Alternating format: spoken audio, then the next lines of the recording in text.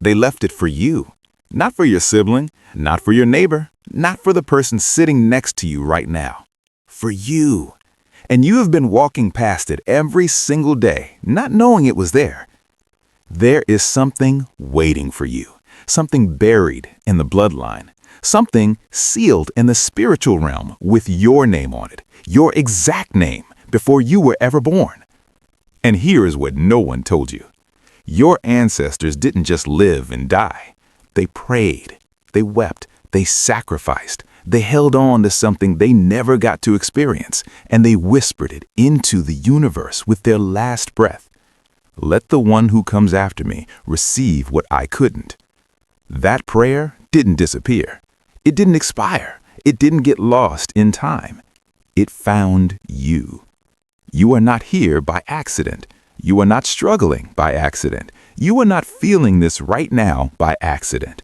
The reason this video appeared in your feed, the reason your eyes are moving across these words right now, is because something far greater than the algorithm decided it was time. God looked down at the inheritance your bloodline accumulated across generations of suffering, faith, and silent sacrifice, and he said one thing: it's time. Not tomorrow, not when you're ready, not when you figured everything out. Now, right now. And by the end of this, you will never see yourself the same way again. If you feel in your soul that this message found you at exactly the right moment, type "claimed" in the comments right now. And if this channel speaks to your spirit, hit subscribe, because what's coming next will change your life. Part 1. The bloodline didn't break. It bent. Let me tell you something about where you come from. You come from people who survived things that should have destroyed them. Wars, famines, betrayal, poverty so deep it had no bottom, heartbreak so heavy it should have crushed every dream before it was ever dreamed. And yet, here you are. Do you understand what that means? You are the proof that your bloodline refused to die. You are the living evidence of every prayer that was prayed in a language you don't even speak. You are the answer to tears cried before you existed. Your great-great-grandmother bent her knees on a dirt floor in a dark room and asked God for something better. She didn't ask for herself. She was past hope for herself. She asked for you. She didn't know your name. She didn't know your face. She didn't know the century you would be born in. But she knew you were coming. And she held on. She kept going. She survived one more day so that the chain of life would reach all the way to you. Your ancestors were not weak. They were chosen in their own time. And they carried something, a seed, a grace, a divine assignment that could not bloom in their season. It needed more time, more suffering, more refinement. It needed your season. That thing you feel inside you, that hunger that never quite goes away, that sense that you were born for something greater than what you currently have, that is not ego. That is not delusion. That is inheritance knocking. That is the accumulated faith of 100 souls before you pressing on the door of your destiny and saying, "Open it. It belongs to you." You have been told you are ordinary. You have been told to lower your expectations. You have been told to be realistic, to be practical, to stop dreaming so big. But what if the people who told you that simply didn't know what was deposited in you before you arrived? The bloodline didn't break. It bent. It curved through time. And it it ascends in you. Are you ready to know what was left for you? Part 2. What your ancestors actually left you. Most people think inheritance means money, property, objects you can hold. But the deepest inheritance has no weight. You cannot put it in a box. You cannot sell it at an auction. You cannot lose it in a fire.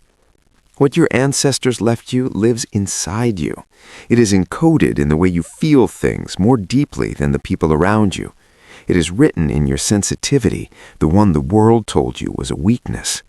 It is hidden in your intuition, that quiet voice that has never fully led you wrong, the knowing that arrives before logic does.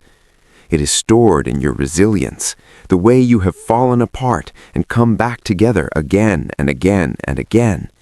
Every time you survived something that was supposed to stop you, that was their strength moving through your veins. Your ancestors left you spiritual authority, the right to walk into rooms and shift the atmosphere, the right to speak and have your words carry weight, the right to pray and have heaven actually listen.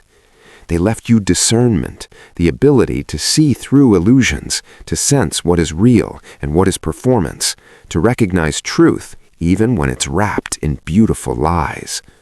They left you creative fire, that thing inside you that burns when you imagine a life larger than the one you currently live. That fire was lit long before you arrived. It was passed down carefully, deliberately. And they left you suffering intelligence, wisdom born from pain that no school on earth can teach. You have lived through things that gave you a depth most people will never access. You have cried yourself into a knowing. You have broken open and found something inside the breaking. That is not trauma. That is tuition. You paid it in full, and what you purchased is priceless. The question is not whether you were left something. The question is whether you believe you deserve to receive it.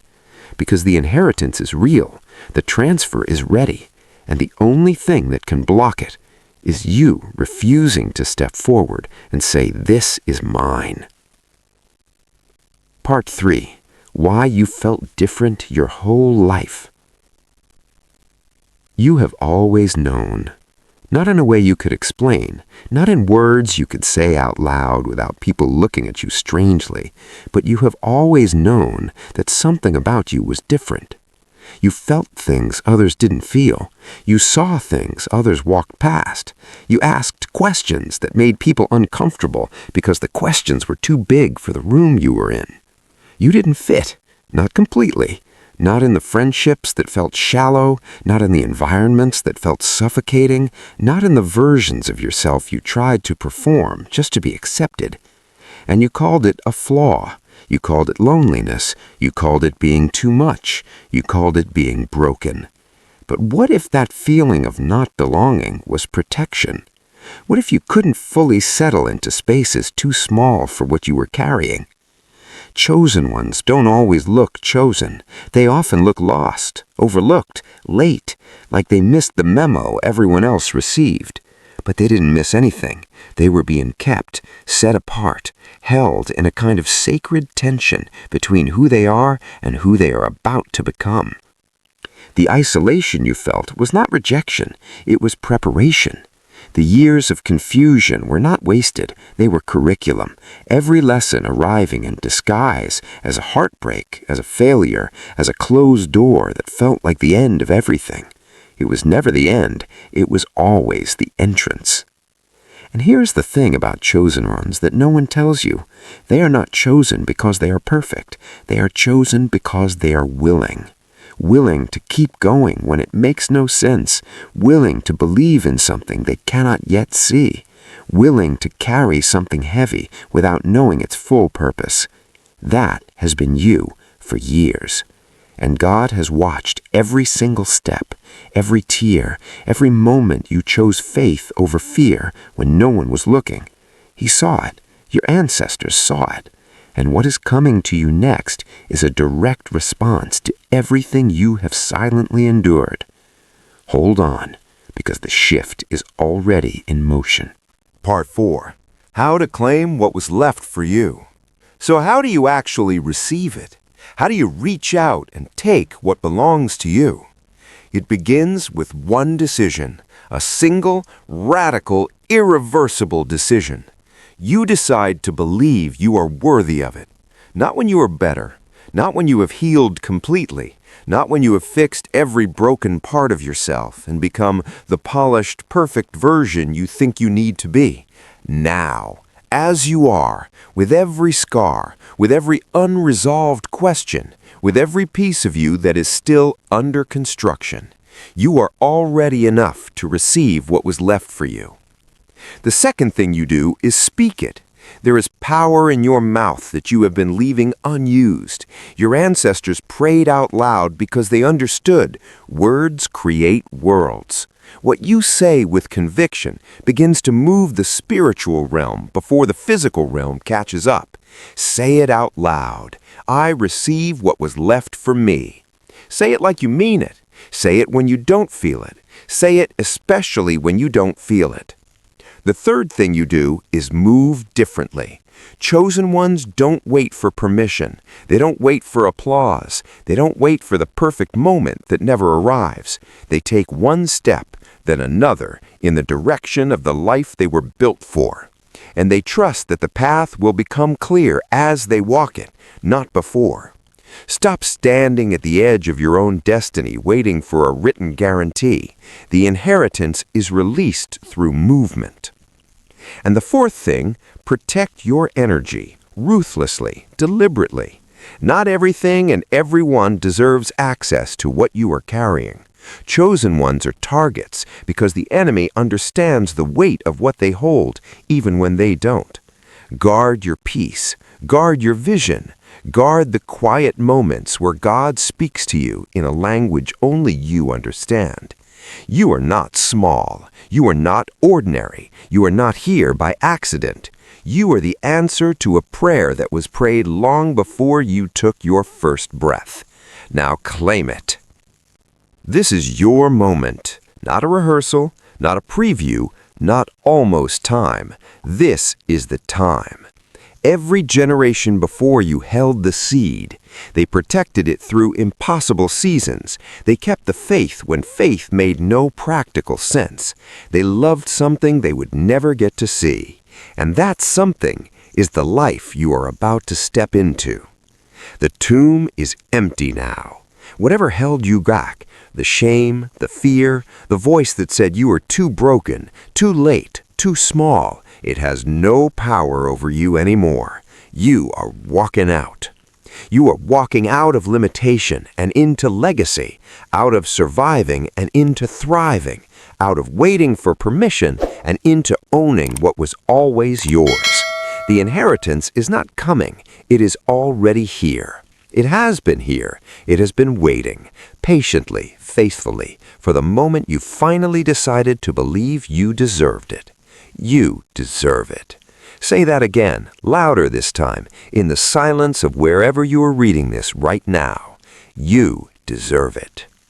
Your ancestors are watching, God is watching, and all of heaven is leaning forward to witness this moment, the moment a chosen one finally steps into what was written for them before the foundation of the world. Walk out. Walk out chosen. Walk out certain. Walk out claiming every single thing that was left in your name. And if this message reached your soul today, subscribe to this channel because your journey is just beginning. The best is not behind you. It was always ahead.